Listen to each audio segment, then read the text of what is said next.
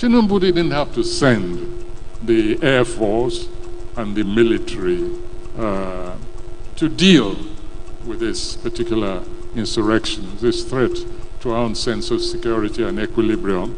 No, there are easier ways of doing it. Let me tell you where Tinubu should have looked for forces to quell that insurrection. Right here in Lagos, right here, or in Abuja perhaps, I don't know.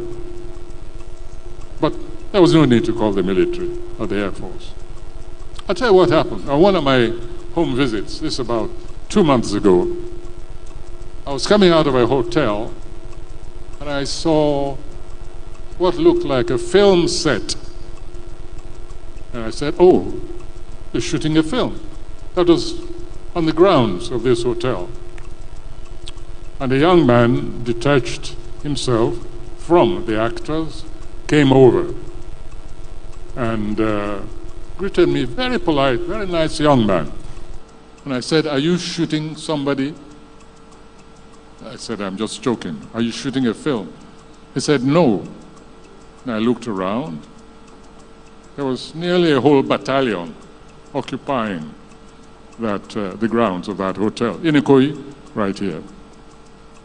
So I got back in my car and I asked the driver who that young man was. And he told me. And I saw this SWAT team, a mixture.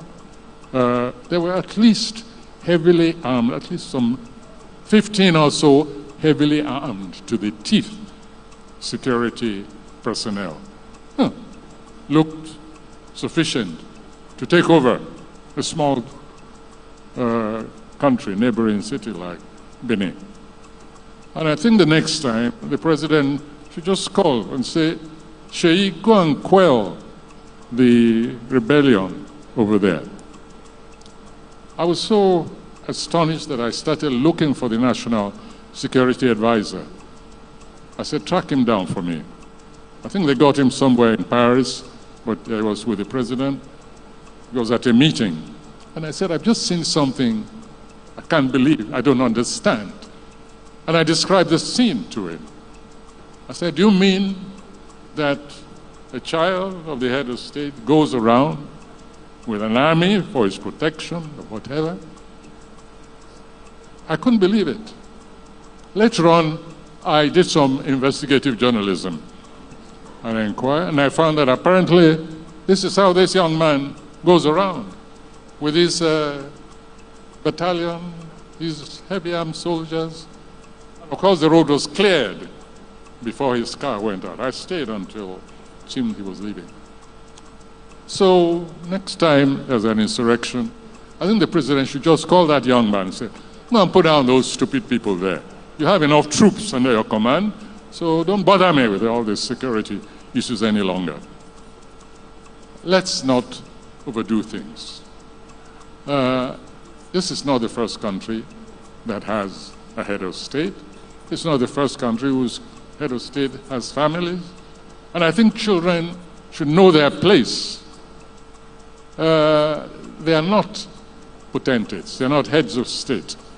And the security architecture of a nation like this suffers some injury and alienation when we see such a heavy devotion of security to one young individual.